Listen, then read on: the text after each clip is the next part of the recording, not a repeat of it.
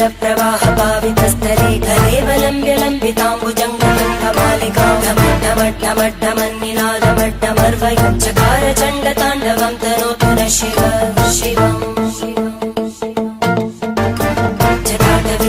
जलप्रवाह पावितस्थले कलेवलम्ब्य लम्बिताम्बुजङ्गमङ्गमालिकां ढमड्ढमड्ढमन्निनादमड्ढमर्वयं चकार चण्डताण्डवं तनोतु नः शिवम्।